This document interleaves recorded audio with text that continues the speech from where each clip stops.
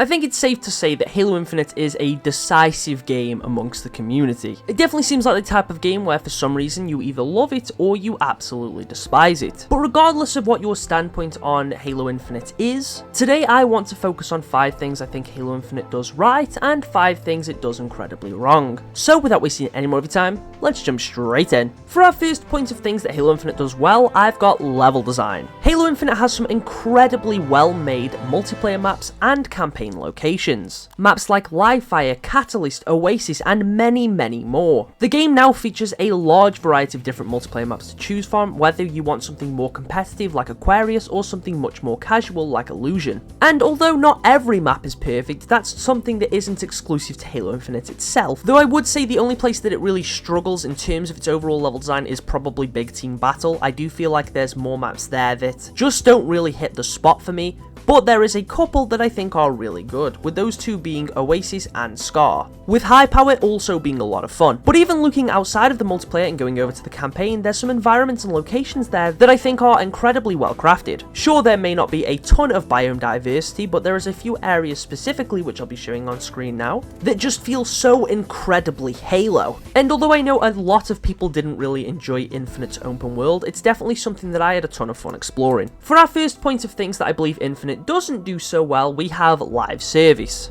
Don't get me wrong, the live service approach has definitely improved as the years have gone on, but that doesn't mean it's flawless. Whether it be a lack of communication for certain features, or specific long-awaited additions, releasing in a state that sometimes feels a bit half-baked, Infinite's approach to live service definitely wasn't the best. And I definitely don't hold 343 entirely accountable here. There was definitely a lot of issues with contractors and the way that Microsoft approached hiring staff to work on the game, but I feel like realistically that's an entirely different topic for an entirely different day. I think there's a lot of things that people expect when they hear the term live service, and with a lot of things that Infinite seemed to set up, it felt like there was going to be so much more than what we got. I was fully expecting campaign DLC, especially with the game being open world. I was expecting there to be new locations that would appear as time went on, and there'd be DLC that would allow you to explore new parts of Zeta Halo. I think we all definitely expected more in terms of sandbox additions and developer-made maps and modes, but despite all of that, I am still glad the game is getting support, and with the recent release of modes like VIP and soon Headhunter, there is still plenty of things about this game that I tend to look forward to. For my second point of things Infinite does well, we're going back to the campaign as we're talking about character writing. I know people definitely have their gripes with Infinite's story too. However, one thing that I know a lot of people are in agreement on is that the character writing itself was pretty solid. There's some extremely well written moments, like the now iconic part with Chief and the pilot, where the pilot of course has a little bit of a mental breakdown after searching through a couple of condors, and Chief consoles him while talking about past regrets. There's also a lot of moments with Escharum that I thought were great, and I loved Escharum as an antagonist, and I think he was incredibly well written and well voiced. And I do think from a character perspective specifically, Halo Infinite did a pretty good job in the writing department. And Infinite's campaign is definitely something I want to do a full in-depth video on in the future. For our next point about things that Infinite does wrong, we have monetization. Now this does also kind of tie into live service, and it will tie into our next couple of points too. But Infinite has an incredible amount of different pieces of armor available to players, as well as a wide variety of different armor effects, coatings,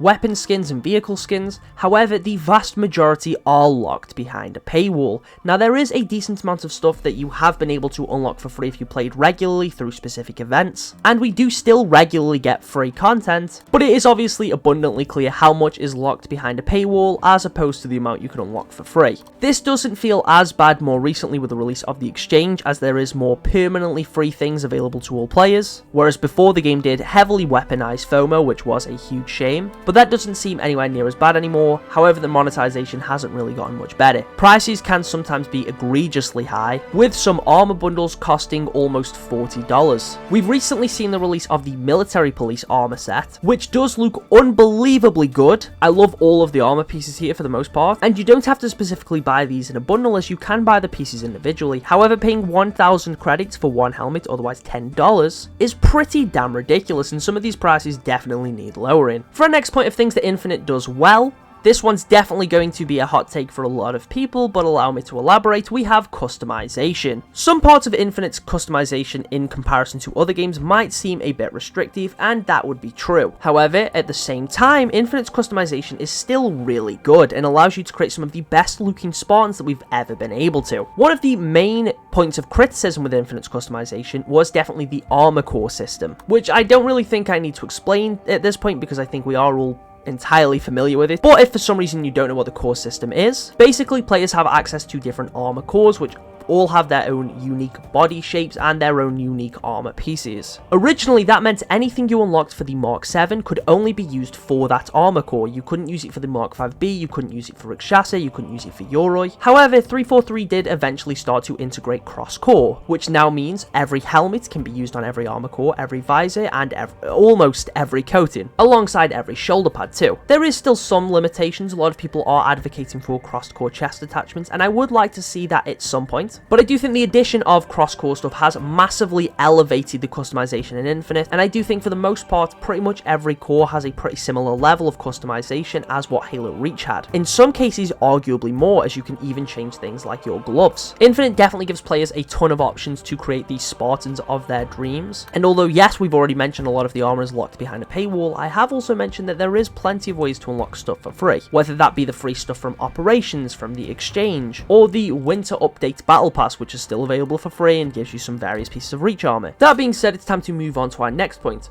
which is also customization. We've spoken about the things that I think Infinite's customization does well. You're going to get very, very tired of me saying the word customization. But now it's time to talk about the things that I think it does wrong, with one of the main examples being coatings. Now, the coatings have grown on me to a degree. I don't prefer them over being able to pick your own colors. I would much be able to prefer to just click on any of my armor and make it black and green like I do in prior games. However, unfortunately, it's definitely not that simple in Infinite. And although you do get a good range of free coatings straight away and a decent variety of free coatings you can unlock for free, it does definitely feel much more limited than just picking your colors. The benefits of coatings are definitely that you can have like more scuffed armor or more clean looking armor depending on what kind of look you're going for, but it definitely would have been much preferred I think by most people if these were just sliders. Like you can have wear and tear on your armor, you can have dirt on your armor, or you can make it look new and pristine. And I definitely would have taken a much different approach to this system than what 343 did. Alongside that, we did speak about cross-core just, but I do feel like it should be improved in some other ways too, not just through cross-core chest attachments, but it would also be cool to get some cross compatibility but with a few more helmet attachments too. I also think there's definitely limitations in body types with certain cores like Yoroi, Eagle Strike and Chimera, the Fracture cores not even having different body types for players to choose from. And I know a lot of players definitely want the option of more feminine body types too, though sometimes it definitely seems like it's for all the wrong reasons.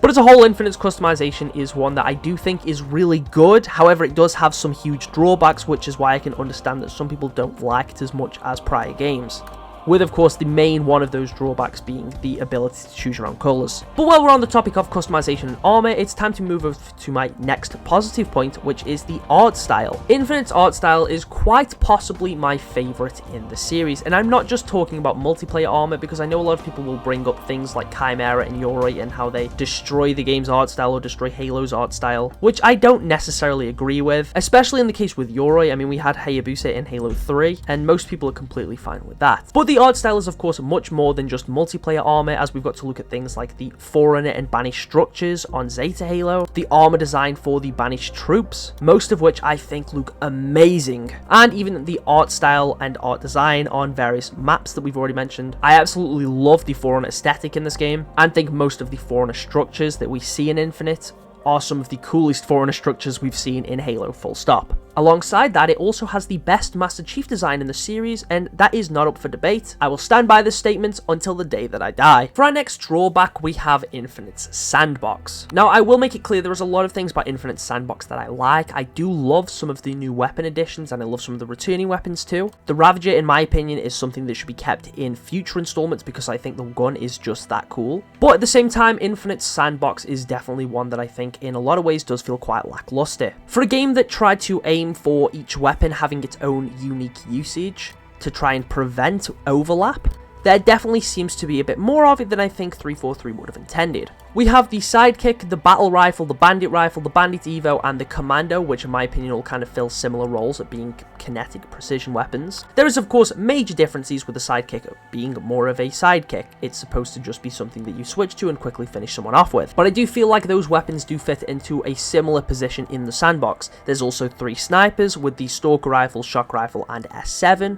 I guess the Skewer could also be considered a sniper, though that is much more of an anti-vehicle social type weapon. And I know the Stalker Rifle being a sniper is also something that seems to be up for debate, but there is a bit more overlap than I'd like there too. It was also kind of annoying to see the Plasma Pistol basically get its role as a vehicle EMP revoked in favour of the new shock weapons being the Shock Rifle, Disruptor, and Shock Grenades, though the Plasma Pistol does now have its EMP back, and that's great, but that does make something like the Disruptor feel entirely redundant. And I do feel like some of these newer additions, like the Shock Rifle, could have easily been swapped out for something like the Beam Rifle instead, since I don't really think we needed a faster sniper that just has the ability to EMP vehicles too.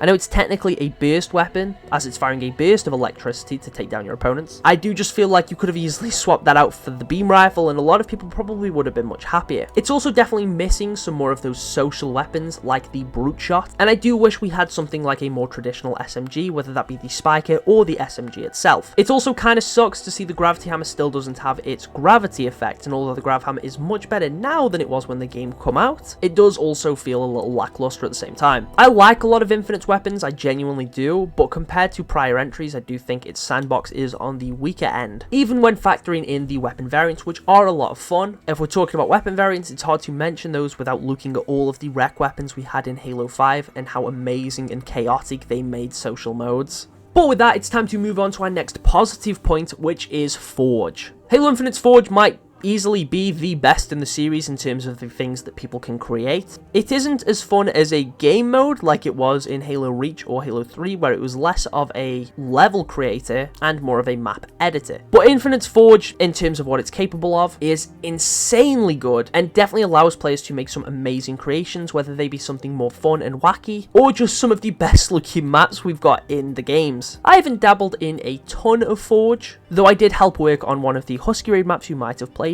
Diminished. I'm going to shield that every single time I can because I'm still not over the fact that a map I worked on is in matchmaking in a Halo game. But regardless, Infinite's Forge is simply spectacular and does allow infinite possibilities. I mean, we've even had people recreate Mario Kart with working power-ups, which to be fair, I know Infinite isn't the first game that's happened, but it's the game that's done it the best. And I've spoken to multiple forgers within the community and stuff, and they are some of the most talented people I have ever met. It is insane. And I just think 343 did an amazing job at creating such an amazing version of Forge. And although it does suck, we had to wait a little bit for it to release, I do think the wait was worth it. But with all that glazing out of the way, it's time to move on to our final negative point, which for me is the progression. Again, this is something that has improved, but Infinite does have multiple forms of progression. Originally, it was basically just your battle pass. That was all you had, and when you completed it, there was nothing else to work towards other than the weekly ultimate rewards and occasional events. Eventually, we did get the addition of the career rank progression system,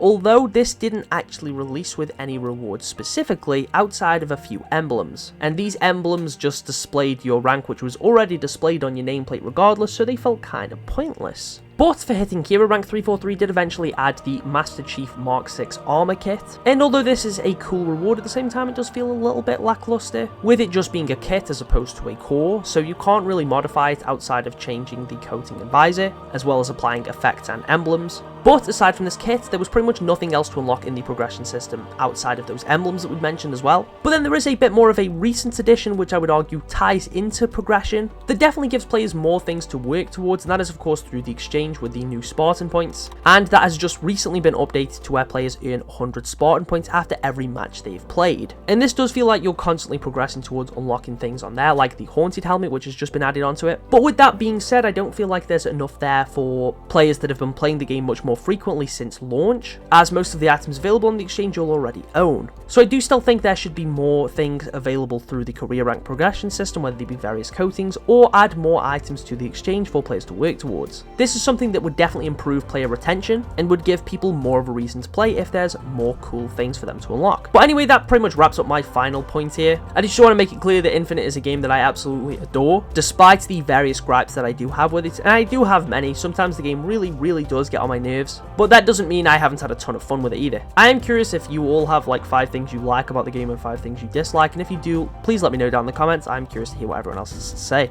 But with all that out of the way, thank you for watching, and I'll catch you all in the next one.